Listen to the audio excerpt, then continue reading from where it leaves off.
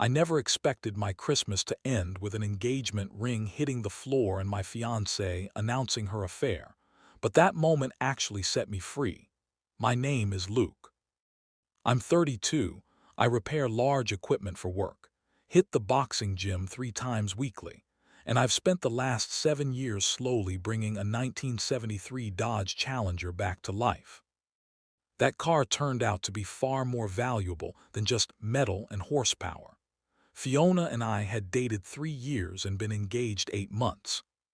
2 years earlier, I would have sworn she was perfect, witty, driven, someone who inspired me to grow.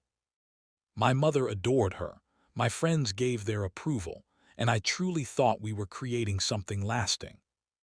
But over the final 6 months, as we chose save the dates and booked suppliers, she became a stranger, and watching that gradual shift pained me more than I cared to admit.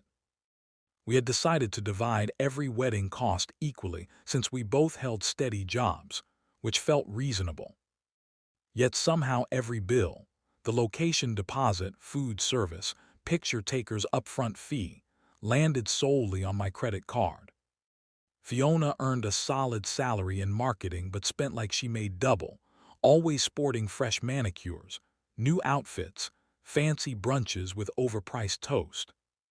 When wedding payments came due, though, she was suddenly penniless and asked if I could handle it, promising reimbursement soon. Soon never arrived. Whenever I gently raised the issue, she turned it around, accusing me of stinginess or claiming I didn't truly care if I worried about pennies. After repeated rounds of that, I began doubting my own sanity, wondering if I really was the unreasonable one. My longtime friend Ray, who's documented every detail of his life since we were teenagers, began tracking things carefully after I mentioned her dodging payments for the third time. By late fall, he had totaled roughly $11,000 in wedding costs I had shouldered alone, despite our agreement. Ray captures screenshots, preserves messages, snaps photos of receipts, and sorts them into neatly labeled folders. I used to tease him about being overly cautious, but that thoroughness would soon rescue my future. The warning signs intensified in October when Fiona grew protective of her phone, tilting the screen, stepping away for calls. After 3 years, you sense when routines shift. I mentioned it to Ray during drinks, and he quietly advised me to begin logging my own proof. Every cost, every money discussion, every assurance she gave, just in case the situation collapsed. So for the next 8 weeks, I quietly recorded everything while keeping up a normal front. The holiday meal invite arrived in mid-December. Fiona pressed that I had to attend because her mother wished to go over wedding plans. I agreed. I wrapped an early workday, devoted 2 hours to swapping out the Challenger's worn front suspension components, scrubbed off the grime, and arrived at her family home around 3. The instant I stepped inside, the atmosphere felt off. The place looked flawless, decorated tree with coordinated expensive baubles, mulled wine simmering, carols playing, wrapped gifts piled high. But the mood among the people was frigid. Her mother hardly glanced my way. Her father offered an awkward, forced grin. Her sister Janet kept nervously checking her phone, and Fiona stayed glued to hers, smirking faintly while typing furiously, almost as if narrating the scene live. Dinner began, and for 20 strained minutes everyone maintained polite surface chatter, passing plates, mentioning holiday bargains. Her dad inquiring about my job, yet the undercurrent of strain kept growing. Then Janet brought up honeymoon ideas, and Fiona suddenly switched into full confrontation. She delivered a prepared-sounding rant about how I refused to contribute properly financially, how I valued my dumb car over our life together, how she was exhausted by someone lacking ambition, who wasted every spare moment under a hood covered in grease. Her relatives simply nodded as though prepped in advance, like actors reciting rehearsed dialogue, while I stood alone on stage unaware of the script. Then Fiona rose, lifted her glass in mock celebration, declared she was finished with a man who had no real goals, insisting she deserved better than someone who lived among tools. She then revealed there were other guys who actually understood what they desired, men like Kevin. Janet paled instantly. Her father's fork dropped with a clink. Her mother stared blankly into her glass. I understood right then that her mom had already known about the cheating, but Janet and her dad were learning it live, same as me. Fiona wasn't finished. She ripped the ring, purchased with 2 months of extra shifts, from her finger, and hurled it so forcefully it struck my chest before clattering to the hardwood with a sharp ring. She called it inexpensive, just like everything I touched, then landed what she intended as the final strike. Staring straight into my eyes, she said, "I'll forget you in a week." I've practically already forgotten you. On Christmas afternoon, surrounded by her own relatives, she had obliterated our 3-year bond and openly admitted an affair with someone named Kevin. The shocking part was that I had sensed trouble but lacked confirmation until those words. I rose slowly. Rage flared for perhaps 5 seconds. Then an unexpected peace settled in because she had just handed me precisely what Ray and I had half anticipated. A public explosion in front of witnesses, complete with every piece of leverage I could need. I crouched, retrieved the ring, drew her spare apartment key from my pocket, placed it gently on the table, turned to her father and said, "Thank you for inviting me." I regret it ended like this. I walked out as Fiona began shouting words I tuned out. I sat in my pickup for 10 seconds, messaged Ray. It happened. Full meltdown. Starting plan now. Then I drove straight to his house while my phone lit up with Fiona's barrage, fury shifting to bewilderment to desperation within 15 minutes. Ray opened his door, studied my expression, and simply said, "She really went there." I nodded. He grabbed his computer because we both understood the next steps. For 8 weeks I had prepared for precisely this scenario, not hoping for a breakup, but recognizing the patterns of monetary control and psychological twisting that Ray had urged me to record. Each time I questioned the uneven spending, she assaulted my integrity. After months of it, I felt unmoored. But Ray persuaded me to preserve proof, captures, statements, emails, audio notes, in case everything fell apart and I needed to prove reality. That evening at Ray's place, as he opened folders of carefully cataloged material, a strange serenity arrived. For the first time in ages, I wasn't second-guessing or bewildered. The entire sequence appeared clearly in evidence, and I knew the path ahead. The day after Christmas, I awoke on Ray's sofa to 23 missed calls from Fiona and roughly 50 messages that began remorseful around midnight, grew blaming by 3 a.m., and turned chaotic by sunrise. My first action was swapping every lock at my place, since she'd held that extra key for half a year. Ray was already awake, seated at his table with his laptop and 3 colored markers arranged precisely. He glanced up with quiet resolve and said we possessed all we required to dismantle her version of events. The strategy was simple yet complete.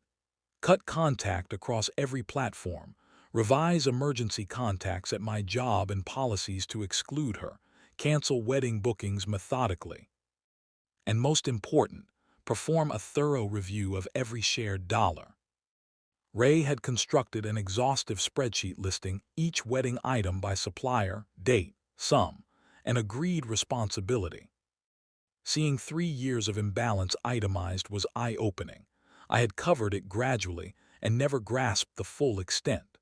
The location alone took $4,500 entirely from me. Food came to $3,200.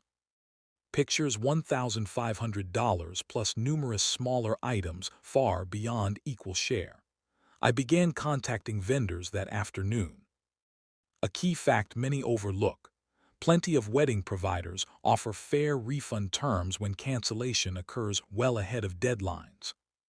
With our date set for early June and this still December, I qualified for most returns. The location returned $3,000 of the $4,500. Food service gave back $2,400 of $3,200. The photographer retained his deposit per agreement. Altogether, I recovered around $4,350. Then, 2 weeks later, just as I believed refunds were finished, the location contact phoned sounding uneasy. Fiona had reached out claiming I'd fraudulently used her details to cancel without consent, so they halted my refund pending review.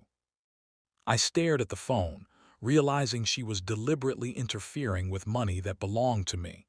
This confirmed the split would not be peaceful, it would be combative. Ray arrived in 20 minutes.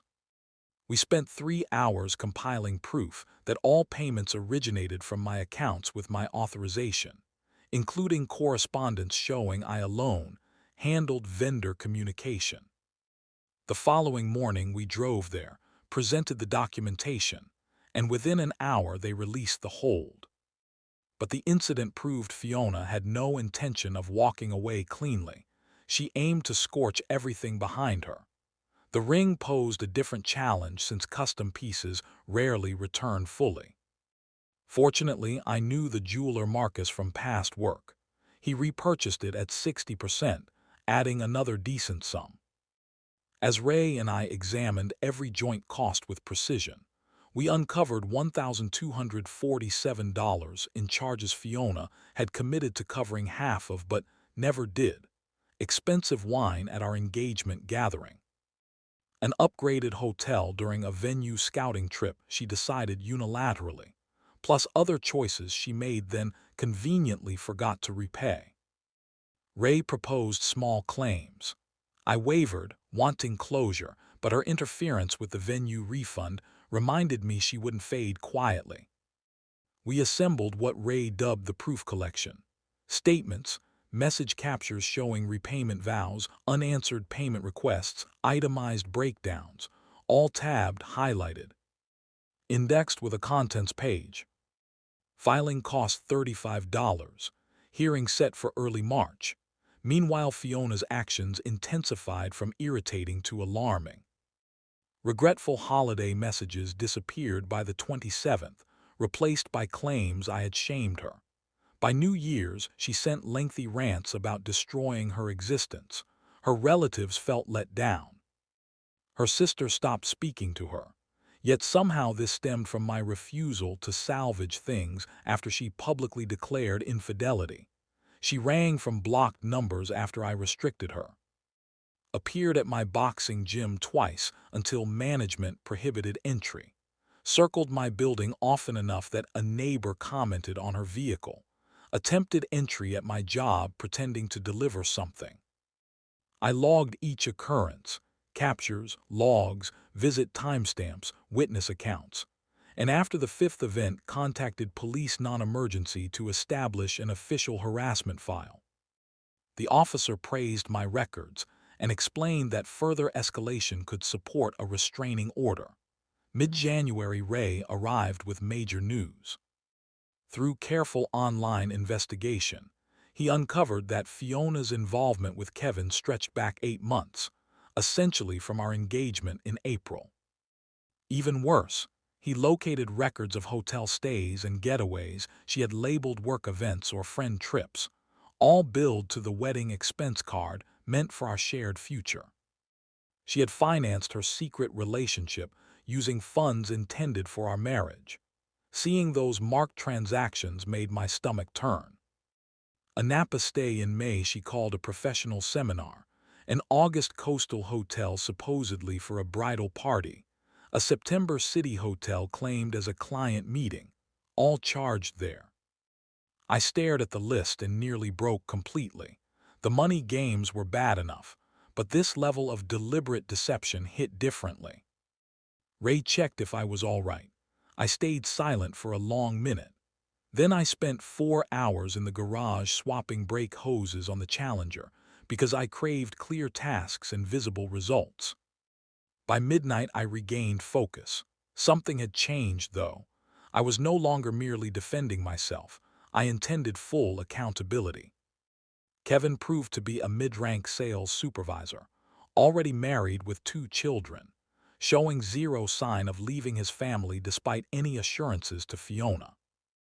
Ray located his wife's open social profile displaying typical family moments, sports practices, celebrations. From Fiona's increasingly erratic online activity, it became clear she was only then grasping that Kevin had exploited her and had no plan to upend his marriage. She had demolished her entire world for someone dishonest from the start. Observing her angry posts about unreliable men felt grimly poetic. Around then, my connection with Laura began evolving naturally. She had staffed Pete's Auto Parts for years. We exchanged friendly small talk countless times, nothing more. I stopped by for Seat Hardware one day. She mentioned rebuilding a 1969 Camaro SS. We ended up discussing chassis setup and brake upgrades for 45 minutes. For the first time in months, I enjoyed an easy, honest conversation without hidden calculations or manipulation worries. We met for coffee. I unloaded 45 minutes about contracts and legal prep.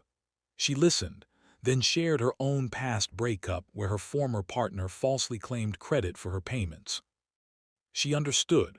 Laura was direct, steady, knowledgeable, covered her own tab, and her presence felt like the antithesis of Fiona's draining turmoil. We began attending car events together. She assisted installing seats in the Challenger. Neither of us pushed for speed, but I recognized this as genuine balance. Someone reliable, self-sufficient, uninterested in constant crisis. Fiona somehow learned of it, and that's when matters turned truly chaotic.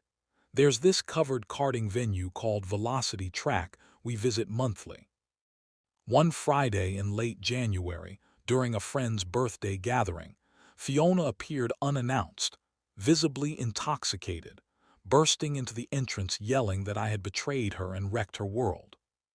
She pointed at Laura, hurling insults I won't repeat, announcing to strangers that I had secretly dated someone new, flipping the entire timeline. Laura stood puzzled, knowing me barely 2 weeks. I moved to calm things when Fiona snatched a random helmet and smashed it against the wall, shattering the face shield. Management summoned police. Officers issued a permanent trespass notice against her, and I filed every detail into the proof collection.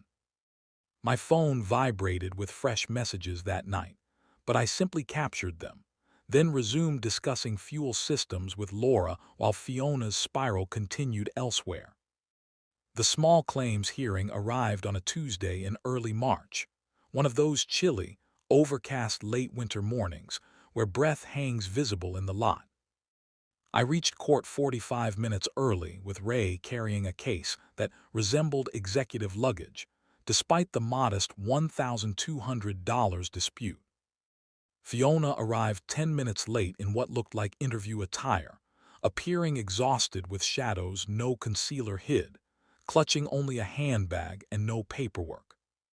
When our turn came, she kept attempting eye contact as though it could sway things. The judge, an older woman who seemed to have witnessed every variety of romantic dispute, displayed zero tolerance for excuses. She opened by asking Fiona whether she possessed evidence contradicting my assertion that she owed for agreed shared costs. Fiona launched into a lengthy explanation about relationship complexities. How I earned more so equal splits weren't reasonable given her difficulties, conveniently overlooking her habit of extravagant spending despite those struggles. The judge interrupted midway with visible fatigue, inquiring whether Fiona had statements, messages, or receipts proving her contributions. When Fiona conceded she brought nothing because she assumed documentation unnecessary for such an obviously unjust demand, the judge's face moved from impartial to thoroughly finished. Ray and I submitted the proof collection, roughly 40 organized pages complete with tabs, markings, and index that might have been excessive, but Ray never settles for less. The judge reviewed it perhaps 3 minutes, nodding occasionally, then looked up and decided Fiona owed $1,325 including principal plus filing costs, due within 30 days or facing wage deduction. Fiona blanched and began rising to protest, but the judge simply announced, "Next case." That concluded it. 3 months of turmoil settled in 8 minutes. We stepped into the pale daylight. Ray gave a small, triumphant gesture, while I mostly felt drained and eager to stop dwelling on Fiona and start living beyond her mess. I truly believed the court loss would force her to accept reality and depart. But for some, shame fuels escalation rather than retreat. The following 3 weeks passed oddly quiet, too quiet, like the stillness before an approaching gale. She settled the judgment in 2 payments just before the cutoff. Her online presence vanished completely. Acquaintances mentioned she had returned to her parents' house. I began unwinding, believing the ordeal might finally conclude. Laura and I spent increasing time together, fitting the Challenger's new seats with refund money, and life genuinely felt positive for the first time in ages, like constructing rather than enduring. Then March 20 arrived, the first truly mild spring evening when winter finally loosens its grip. Laura and I chose to work late in my open garage, fitting the fresh interior we had carefully selected. Around 10:30, while discussing seatbelt paths, I heard a vehicle skid to a halt outside. Before I could react, Fiona staggered into the garage in pajama bottoms and an oversized coat, clutching an obvious wine bottle, heavily intoxicated and barely steady. She immediately began shouting loud enough to rouse the block, ranting that I had annihilated her entire existence, alienated her relatives, poisoned her friendships. Convinced everyone she was the villain when she had merely fallen for someone else. How Kevin cut contact, his wife threatened legal action against her, and she lost him, all somehow my doing. How she forfeited housing applications, because landlords discovered her carding trespass record. In her intoxicated logic, every consequence traced back to my failure to forgive her errors and battle for the relationship. Laura stood frozen, gripping a wrench, utterly perplexed. I pulled out my phone and dialed emergency services, calmly stating my former fiancé had entered my property uninvited, appeared severely impaired, and required police response. Fiona continued her tirade about deserving more, calling Laura derogatory names and insisting she could never match what we once shared. Completely blind to the hypocrisy, after publicly discarding our ring and confessing an 8-month affair before her family. Officers arrived in 8 minutes that felt endless while Fiona lurched near the Challenger, raising my fear of damage. They managed the situation flawlessly, directed her outside firmly, conducted a roadside sobriety check she failed dramatically, reviewed records noting prior incidents plus the carding ban, then took her into custody for unlawful entry, public drunkenness, and breaching earlier restrictions. She kept yelling my name as they secured her wrists behind her back and placed her in the cruiser, vowing I would regret it, promising never to let me forget her. Claiming I had ruined us both amid slurred nonsense that surely hurt her position more. Then the lights receded and silence returned, broken only by insects and far-off road noise. Laura gazed at me, half worried and half stunned, asking whether this occurred regularly. I replied, no, this was the actual closing act, the meltdown I half anticipated for weeks. We returned inside. Finished securing the passenger seat, while I gave her the briefest summary of the prior 4 months. We took the Challenger for a late-night drive through deserted roads, windows lowered, engine growling that classic deep tone that always satisfies. I understood Fiona had been mistaken about nearly everything, especially her Christmas declaration that she would erase me in a week and had already begun forgetting. Yet nearly 3 months later, she remained unable to release, had obliterated her own world trying to prove an incoherent point, traded stability for illusion, then blamed others when it collapsed. I never erased her memory either, but not as the threat she intended. I remembered her as a warning about warning signals, money limits, and the value of friends like Ray who record facts and deliver honesty, even when difficult. The Challenger performed beautifully with fresh upholstery. We stopped at an all-night diner for breakfast and discussed brake improvements. Somewhere else in the city, Fiona faced the fallout of her own decisions, fallout that no longer concerned me. She had craved being unforgettable, wanted to depart triumphantly toward something superior. Instead, she became precisely what she once accused me of, insignificant, left behind, trapped in yesterday while the rest of us advanced. What are your thoughts on this experience? Share below. Like if it resonated, and subscribe for additional true accounts.